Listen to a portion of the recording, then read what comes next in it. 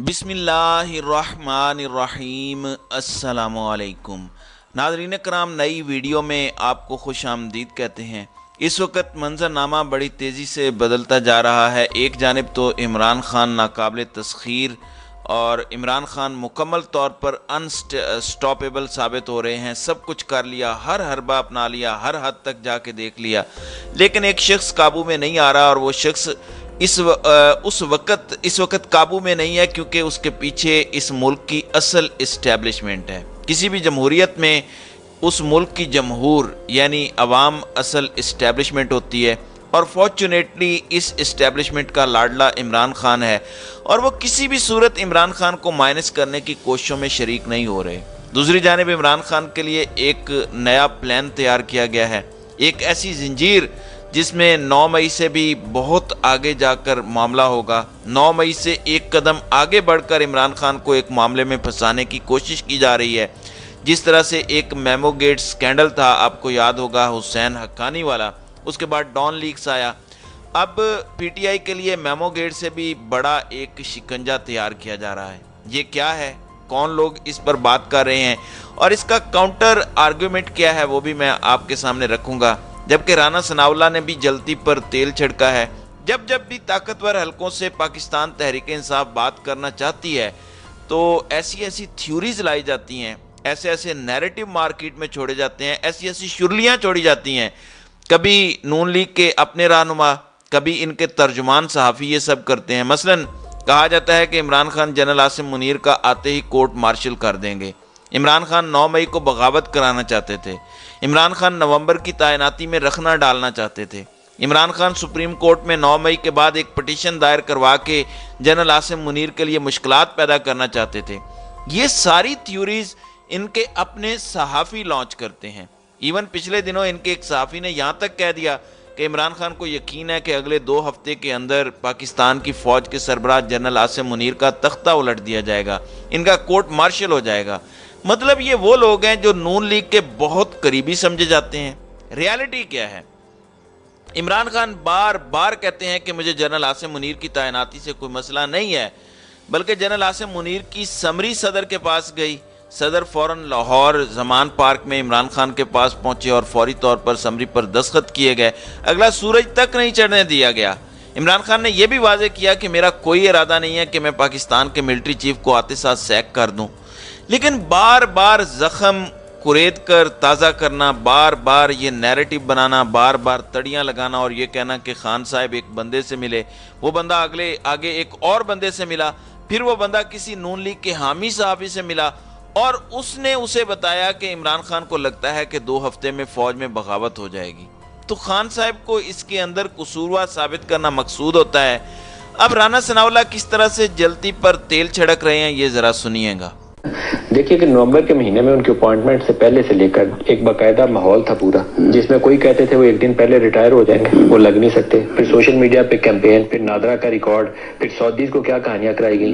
یہ ایک باقاعدہ ایک سلسلہ ہے۔ تو اگر فوج اس کے اوپر ٹرانسپیرنٹ آ کے بتائے کہ وہ کون سے ایلیمنٹ ہے انٹرنلی، یعنی ان کے خلاف وہ اہل تشیع والا جو معاملہ شروع ہوا تھا، دیکھو اسی لیے تھا ایران گئے، وہ ان کی فیملی کا ریکارڈ، ان کے سسرال کا تعلق جنگ سے ہے، وہ باقاعدہ ایک طریقے سے سسٹمیٹکلی چیزیں جو اہل سنت ہیں وہ بھی جاتے ہیں زیارت کے لیے۔ مطلب ان کی فیملی، آرمی چیف کی فیملی کے اوپر کوئی شبہ نہیں ہے کہ وہ ان کا تعلق اہل تشیع سے نہیں ہے۔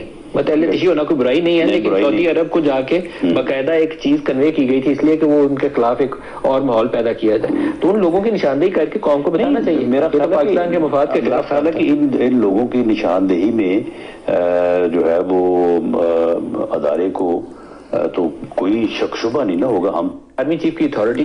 جی ناظرین اکرام، آپ نے گفتگو ملاحظہ فرمائی، یعنی اس میں یہ ایک نیریٹو بنا رہے ہیں کہ آرمی چیف کی تعیناتی رکوانے کے لیے سعودی عرب سے رابطہ کیا گیا، army chief general Asim Munir کی فیملی کا ٹریول ڈیٹا وغیرہ نکلوایا گیا، زیارتوں کی بات کی گئی، حالانکہ یہ ایسا کچھ نہیں ہے۔ کسی کا اہل تشیع ہونا کیا معنی رکھتا ہے، یہ اس کا اپنا ذاتی معاملہ ہے، لیکن یہ ایک نیریٹو بلڈ اپ کیا جاتا ہے۔ تو اس میں جنرل فیض کا نام تو لیا ہی جاتا ہے، لیکن عمران خان کو ڈائریکٹ انوالو کرنا بہت بڑی چیز ہے۔ تو یہ ان سب چیزوں کو حسب ضرورت میڈیا پر پھیلا کر استعمال کرتے ہیں تاکہ ایک فضا جو ہے فساد کی وہ برپا رہے۔ میرے نزدیک تو اس طرح کا ذکر کر کے اس تعیناتی کو خود یہ کنٹروورشل بناتے ہیں۔ جیسے ایک صحافی نے 2 دن پہلے ریٹائر ہونے والی بات کی، تو جب اس ڈیبیٹ میں یہ جاتے ہیں تو ایک تو خان صاحب کو قصوروار ٹھہراتے ہی ہیں، لیکن ساتھ ہی آرمی چیف کے خلاف بھی نیریٹو بلڈ اپ کرتے ہیں۔ یہ کوئی انہیں فیور نہیں دے رہے ہوتے، تو یہ ایک باریک واردات ہے۔ اب میں مین خبر پر آ جاتا ہوں۔ ناظرین اکرام، ایک جانب آپ کو پتہ ہے کہ عمران خان انسٹاپیبل ہیں، شاہ محمود قریشی کی آج ملاقات بھی ان سے ہونی ہے، لیکن اس وقت جتنا کچھ ملک کے اندر ہو رہا ہے اس میں ایک چیز واضح ہے کہ اکتوبر میں الیکشن اس لیے نہیں کروانے کیونکہ اکتوبر تک مائنس عمران خان نہیں ہو سکتا، اور کسی بھی صورت الیکشن اس وقت تک نہیں کروائے جائیں گے اس گارنٹی کے بغیر۔ اور یہ میں نہیں کہہ رہا، خود وہ لوگ کہہ رہے ہیں جو طاقتور حلقوں کے قریب ہیں یا پھر حکومت کے قریب ہیں۔ یہ کہتے ہیں کہ اس وقت تک الیکشن کا نام بھی نہیں لینا جب تک عمران خان اور عمران خان کی حمایت یافتہ تحریک انصاف کے الیکشن جیتنے کا 1% بھی چانس ہے۔ آپ دیکھیں کہ جو پچھلے دنوں کیا گیا اور اس کے باوجود عوام کی ضد گہری ہوتی جا رہی ہے، تو یہ تو الارمنگ بات ہے۔ اب یہاں پر ایک نیریٹو نیا بلڈ اپ کیا جا رہا ہے۔ آپ کو یاد ہوگا کہ ایک میمو گیٹ تھا جس میں امریکہ میں بیٹھا ایک ایمبیسیڈر کہہ رہا تھا کہ پاکستان کی فوج سے ہمیں بچائیں۔ اس کے بعد ایک کمیشن بنا، اس میں یہ بتایا گیا کہ حسین حقانی نے پاکستان کے ساتھ وفاداری نہیں کی، اس میں آصف علی زرداری کی انوالومنٹ بھی ثابت ہوئی۔ پھر ڈان لیکس آیا اور پوری دنیا میں بتایا گیا کہ ہماری فوج اس طرح کے معاملات میں انوالو ہے۔ صرف اور صرف فوج کو بلیک میل کرنے کے لیے یہ سب کیا گیا۔ اب اسی طرح کا نیریٹو عمران خان کے خلاف بن رہا ہے، اور بنا کون رہا ہے؟ اسی طرح کے صحافی بنا رہے ہیں۔ اب سجاد برقی ہیں، یہ امریکہ میں ہوتے ہیں، ان کی جو ٹویٹر ڈسکرپشن ہے اس کے مطابق یہ فوکل پرسن ہے پی ٹی آئی اور عمران خان کے۔ ان کا ایک ٹویٹ ہے، اسے اٹھایا گیا اور اس کی بنیاد پر کہا جا رہا ہے کہ پاکستان کی افواج کے ساتھ ایک بہت بڑا کھیل کھیلا جا رہا ہے اور پاکستان کے ساتھ ایک بڑی سنگین قسم کی غداری کی جا رہی ہے۔ پاکستان کے اداروں پر پابندیاں لگوانے کے لیے عمران خان کی ایما پر یہ سب ہو رہا ہے۔ یہ اس وقت ایک الزام ہے، اور جس ٹویٹ کو بنیاد بنایا جا رہا ہے وہ یہ ہے کہ thanks Tariq Majeed for hosting congressman کرج کیسر.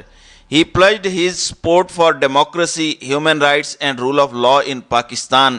He is co-sponsoring a bill to tie military aid to human rights conditions in country. یعنی وہ ایک بل پر کام کر رہے ہیں، ان کے ساتھ ان کی ملاقات ہوئی ہے، اور وہ بل یہ ہے کہ کسی بھی ملک کو جو ایڈ دینی ہے اس کا ڈائریکٹ تعلق ہونا چاہیے آپ کے ملک کے اندر جو ہیومن رائٹس کی سچویشن ہے اس سے، جو انسانی حقوق کی صورتحال ہے اس کے ساتھ۔ اب یہ کہا جا رہا ہے کہ پاکستان کی ملٹری پر یہ سب کروا رہے ہیں کہ پاکستان کی ملٹری ایڈ بند ہو جائے کیونکہ یہاں پر انسانی حقوق کی خلاف ورزیاں چل رہی ہیں، پی ٹی آئی پر کریک ڈاؤن ہے۔ اب اس پر عاطف خان اور سجاد برقی نے بڑا سٹرونگ رسپانس دیا ہے۔ رضوان رضی دادا اور انصار عباسی کو بڑا سٹرونگلی ریئیکٹ کر کے تفصیلی جواب دیا ہے۔ اس میں وہ یہ بتا رہے ہیں کہ ہم پاکستان کے ساتھ کیا کچھ کرتے رہے ہیں، ہم یہاں پر اپنی جیب سے لابنگ فرم ہائر کر کے وہ کام کروا چکے ہیں کہ پاکستان کی ایڈ بحال کریں، دیگر کام کریں، پاکستان کے جو مسائل ہیں ان مسائل کو حل کیا جائے۔ اس کے علاوہ ایف اے ٹی ایف کی گرے لسٹ سے نکلوانے کے لیے میٹنگ اپنی جیب سے ہم نے ارینج کی۔